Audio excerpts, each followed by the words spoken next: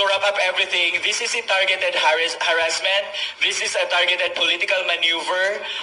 And this is not really about fake news probe because they already did this in 2017, 7 years ago. They should have, implemented better rules and regulations now, but they did not. So now they are sparkling this conversation again because they are trying to hide or conceal something that's better or more important than what we are currently facing. Lang po, how come na ang maging basihan nila ay yung for contempt is yung letter ni Joey. If they really want us to share our knowledge about fake news, then dapat, di ba, they should hear us. There should be no threat of us being cited in contempt. We are private individuals. We are not politicians. We are working on a daily basis.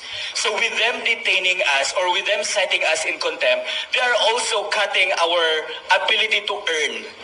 Or they are suppressing, aside from suppressing our freedom of speech, they are also parang attacking our our personal life. So yun lang, because we are private individuals. So, for me, to wrap up everything, this is a targeted harassment. This is a targeted political maneuver. Just today, the Supreme Court notified Speaker Romualdez, Cheese Escudero, Senate President, and the Office of the President to comment on the petition filed by Attorney Vic Rodriguez and Congressman Ungab about the GAA, the blank spaces. Now, if you look at the timing, it's very glaring. They are trying to silence us so that we would not be able to write about all these important issues.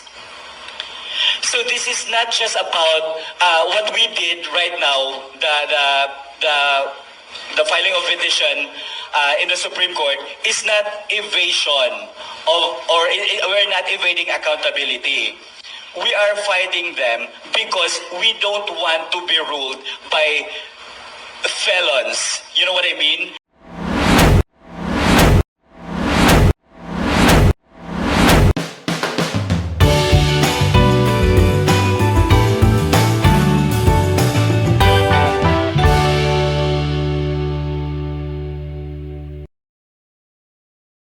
Good afternoon, everyone. My name is Tio, but of course they revealed my real name na. I'm Alex Destor po. And I'm one of those few people who have not really received a formal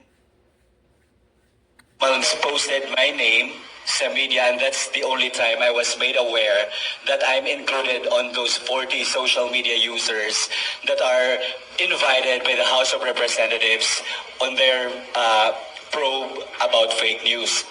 So, since wala akong natanggap na formal invitation, I asked Joey to show it to me, and I found out that the purpose as to why they're having the probe to begin with is due to the privileged speech of Ace Barbers, labeling paid and bagong makapili.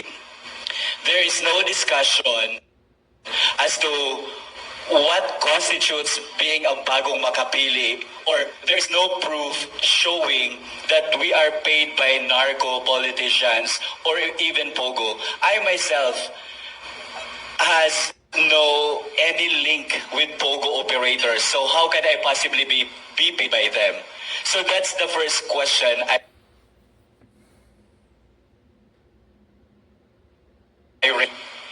Biglang nagbago. Ang privileged speech ni is eventually they changed the subject matter to fake news, which I myself is irrelevant. Why? Because in the first place, I am not writing news. I am writing my political opinions, which is within the constitutionally protected speech natin. So yun, tinatanong ko din, dapat they should clarify what constitutes fake news and how does it differ to political opinions. Because if they regulate fake news by targeting us who are only writing our political opinions, they are indirectly suppressing our freedom of speech. Tama?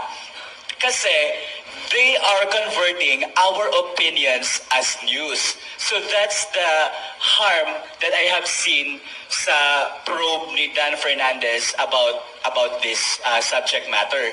Secondly, Maria Ressa, a Nobel Peace Prize awardee in 2021, she was caught lying in the international media saying that ABS-CBN has 11 million employees. Why is she not invited? Her inputs, her knowledge about fake news sana ay the best tool for the HOR to craft better policies or to regulate well the use of social media platforms or experience. Secondly, last year, Richard Hidarian, he posted that by December, the ICC will arrest former President Rodrigo Duterte. It did not happen. Does that constitute fake news? Now, if it does constitute fake news, why is Richard Hidarian not invited by the HOR? Ito yung point ko. If the HOR is really serious on their probe about fake news, why are they only targeting pro-Duterte voices? So this, I think, in my own opinion, is a targeted political maneuver.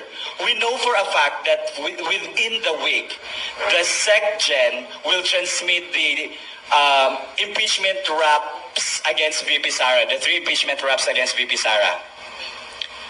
Secondly, just this week, they declared food emergency. And just today, the Supreme Court notified Speaker Romualdez, Chis Escudero, Senate President, and the Office of the President to comment on the petition filed by Attorney Vic Rodriguez and Congressman Ungab about the GAA, the blank spaces. Now, if you look at the timing, it's very glaring. They are trying to silence us so that we would not be able to write about all these important issues. So this is not just about what we did right now, the filing of petition in the Supreme Court is not evasion or we're not evading accountability. We are fighting them because we don't want to be ruled by felons. You know what I mean? Because kanina lang, ang ano ni Joey, ang letter pa lang niya, contemptible na. So is that their goal? To contempt us? On their invitation, ang sinabi nila, we will invite you because we need to hear your knowledge about the subject matter. Now, how come na ang maging basihan nila ay yung for contempt is yung letter ni Joey? If they really want us to share our knowledge about fake news, then dapat, di ba, they should hear us. There should be no threat of us being cited in contempt. We are private individuals. We are not politicians. We are working on a daily basis. So with them detaining us or with them citing us in contempt, they are also cutting our ability to earn.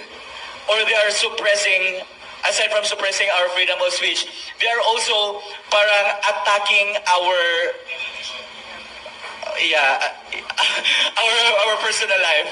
So yun na, because we are private individuals. So, for me, to wrap up everything, this is a targeted harassment. This is a targeted political maneuver. And this is not really about fake news probe because they already did this in 2017, 7 years ago.